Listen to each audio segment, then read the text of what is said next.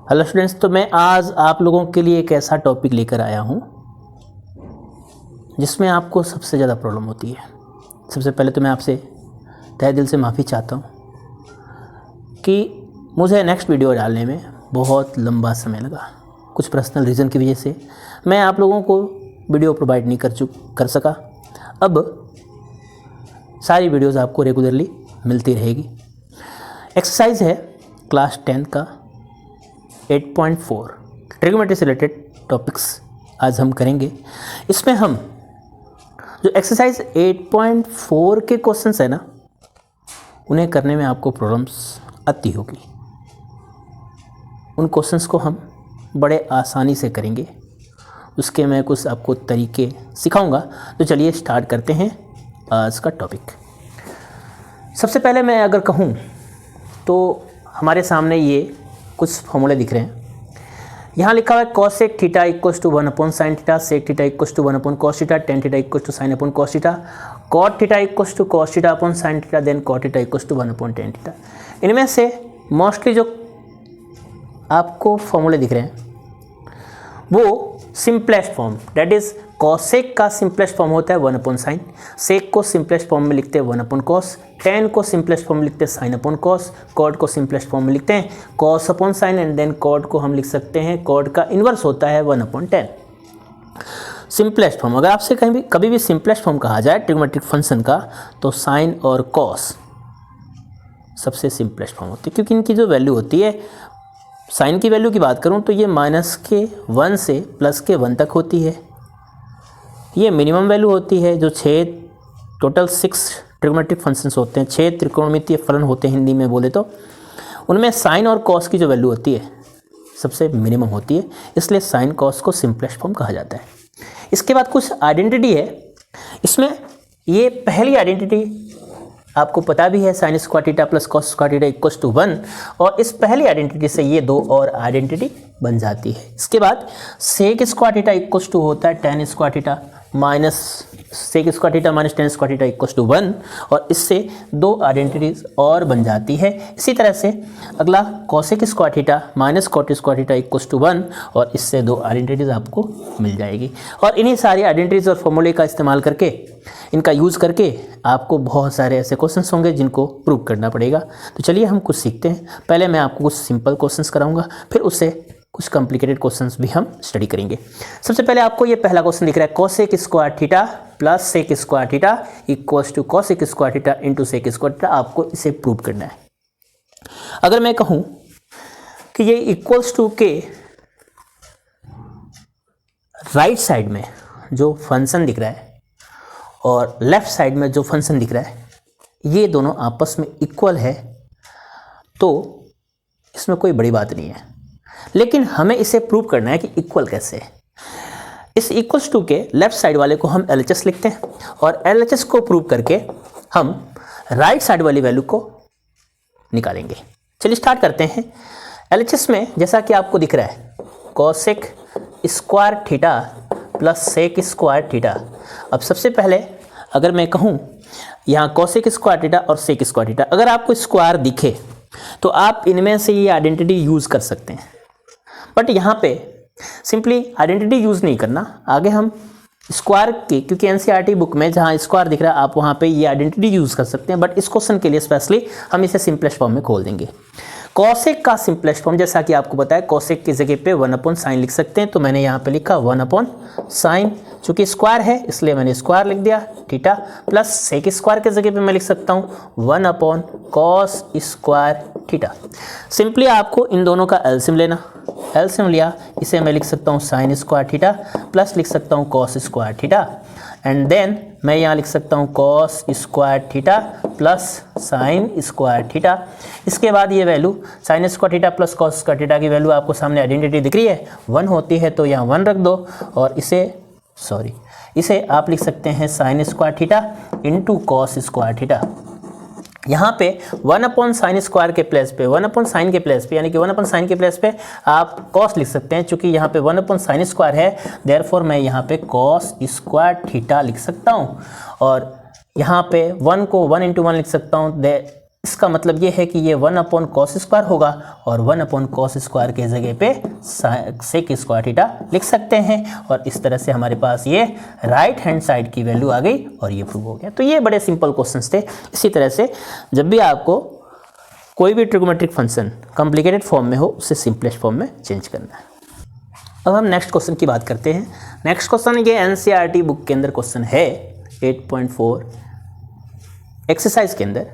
चलिए इस क्वेश्चन को करते हैं। जैसा कि आपको यहाँ दिख रहा है इस क्वेश्चन में लेफ्ट साइड वाले जो पोर्शन है उसमें दो अलग अलग फ्रैक्शन है और जब भी आपको डिफरेंट फ्रैक्शंस दिखे आपको सिंपली एलसीएम लेना है।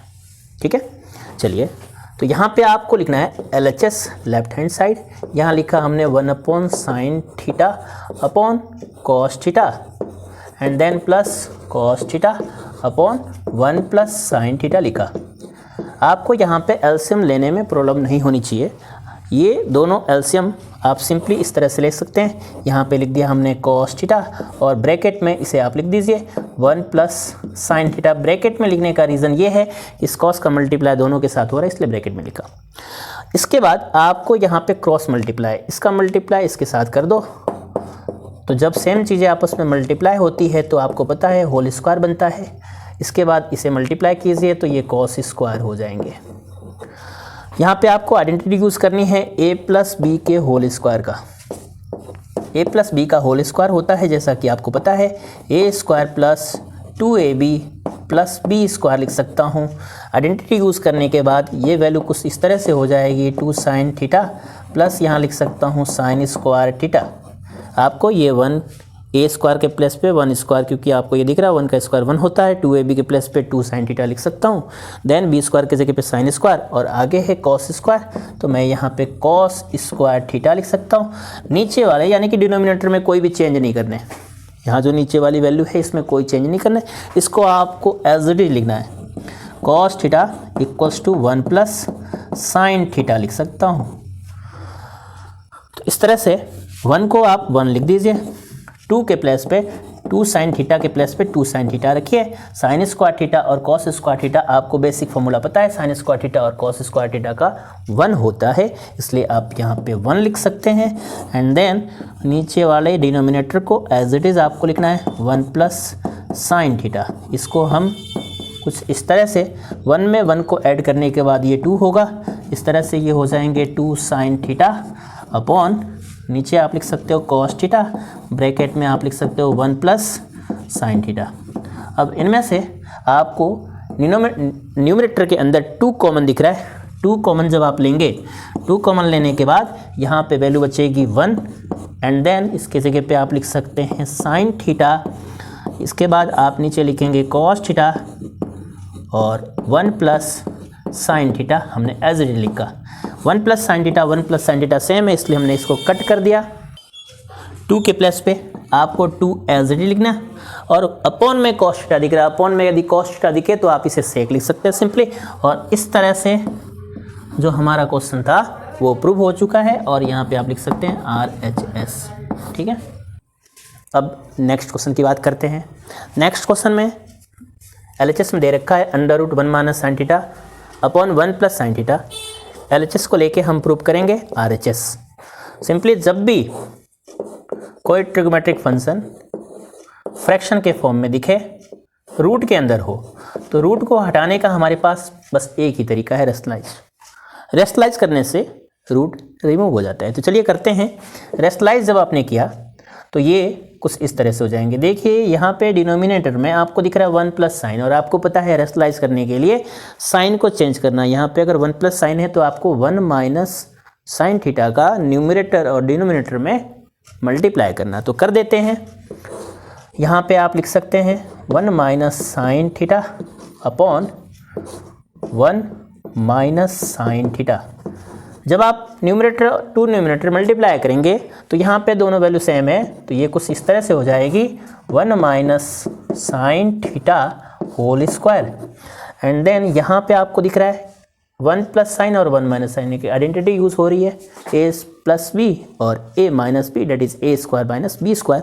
तो आप यहाँ पे लिख सकते हैं 1² - sin² थीटा।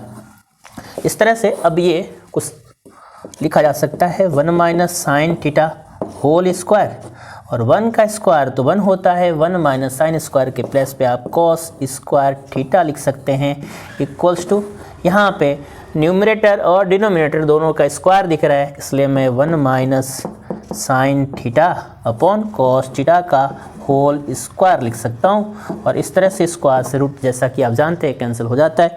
और इसके बाद मैं लिख सकता हूँ 1 minus sine theta upon cos theta, और इस कॉस का सेपरेटली दोनों में डिवाइड करने के बाद ये कुछ इस तरह से हो जाएगा 1 अपॉन कॉस थीटा और sine theta upon cos theta. अब आपको पता है 1 अपॉन कॉस थीटा की जगह पे आप सेक थीटा लिख सकते हैं, और sine theta upon cos theta की जगह पे आप टेन थीटा लिख सकते हैं, जो कि RHS के इक्वल है, और इस तरह से ये प्रूव हो गए। अब ये अगला क्वेश्चन भी कुछ प्रीवियस क्वेश्चन जैसा ही है। यहाँ भी आपको रूट के अंदर कुछ इस तरह की वैल्यू दिख रही है, इस तरह का कोई फ्रैक्शन दिख रहा है। यहाँ भी आपको रेशनलाइज करना है, क्योंकि मैंने आपको समझाया है कि रूट को तभी रिमूव किया जा सकता है जब उसका रेशनलाइज हो। तो चलिए हम इसके लेफ्ट हैंड साइड की वैल्यू ले लेते हैं। लेफ्ट हैंड साइड यानी कि मैं इसे इस तरह से लिख सकता हूँ sec theta plus 1 upon sec theta minus 1, और रेशनलाइज करने का प्रोसेस मैंने आपको प्रीवियस क्वेश्चन में समझाया कि रेशनलाइज करने के लिए जो डिनोमिनेटर में वैल्यू होती है उसके साइन चेंज करके न्यूमरेटर और डिनोमिनेटर दोनों में मल्टीप्लाई किया जाता है। तो अब हम सेक थीटा माइनस 1 के साइन को चेंज करके sec theta plus 1 then sec theta plus 1 multiply कर देते हैं। मल्टीप्लाई करने के बाद वैल्यू कुछ इस तरह से होगी, sec theta plus 1 whole square लिख सकता हूँ। रीज़न ये है कि ये भी सेक थीटा प्लस 1 है और ये भी सेक थीटा प्लस 1 है, और सेम चीज़ें जब आपस में मल्टीप्लाई होती है तो उसका स्क्वायर हो जाता है। नीचे आपको आइडेंटिटी सेम दिख रही है, a माइनस बी, ये a minus b and then यहाँ पे a प्लस बी दिख रहा है। a minus b a plus b equal होता है a square minus b square, यानी कि इसे a square minus b square लिख सकते हैं। यानी कि यहाँ पे a square minus b square आपको लिखना है। a स्क्वायर की वैल्यू हमारे पास सेक स्क्वायर है, इसलिए आप सेक स्क्वायर थीटा लिख दें। a स्क्वायर यानी कि एक प्लेस पे सेक स्क्वायर है, तो a स्क्वायर के प्लेस पे सेक स्क्वायर लिखा। इसके बाद माइनस बी स्क्वायर लिखना है, तो b की जगह पे आपको पता है यहाँ 1 लिखा हुआ है, इसलिए मैंने 1 का स्क्वायर लिखा। और इस तरह से हम लिख सकते हैं sec square sec theta plus 1 का होल स्क्वायर, एंड देन 1 का स्क्वायर तो 1 होता है, sec square theta minus 1 tan square theta सामने आपको दिख रहा है, sec square theta minus 1 sec square theta minus 1 equals to tan square. तो मैं यहाँ पे टेन स्क्वायर लिख देता हूँ, और इसे हम कुछ इस तरह से भी लिख सकते हैं, sec theta plus 1 upon tan theta, और इसका हम होल स्क्वायर कर देते हैं। स्क्वायर से रूट कैंसिल कर सकते हैं आप। अब हमारे पास जो भी वैल्यू दिख रही है, यानी कि sec theta plus 1 upon tan theta, इस टेन का सेक और 1 दोनों में सेपरेटली डिवाइड कर दीजिए, तो ये sec theta upon tan theta plus 1 upon tan theta हो सकता है। अब आपको यहाँ पे इसके सिंपलेस्ट फॉर्म में खोल सकते हैं आप, या फिर यहाँ पे 1 अपॉन टेन को, क्योंकि आपको कॉट थीटा प्रूव करने हैं, तो सिंपली आप इसे तो कॉट थीटा लिख सकते हैं। और यहाँ पे आपको समझ नहीं आए इसको डायरेक्ट से कोसेक लिख सकते हैं, लेकिन समझ नहीं आया तो इसे सिंपलेस्ट फॉर्म में खोल दीजिए। जैसा कि आपको समझाया सेक थीटा का सिंपलेस्ट फॉर्म होता है 1 अपॉन कॉस थीटा, तो मैंने यहाँ पे लिखा 1 अपॉन कॉस थीटा। इसके बाद टेन की जगह पे मैं सिंपलेस्ट फॉर्म टेन का होता है sine theta upon cos theta लिख सकता हूँ। यहाँ से कॉस कैंसिल, 1 अपॉन साइन बचेगा, और 1 अपॉन साइन को हम लिख सकते हैं cosec theta next to tan theta, और ये हो गए RHS की वैल्यू। और इस तरह से आपने देखा कि बड़े ही आसान तरीके से हमने क्वेश्चंस को सॉल्व किया।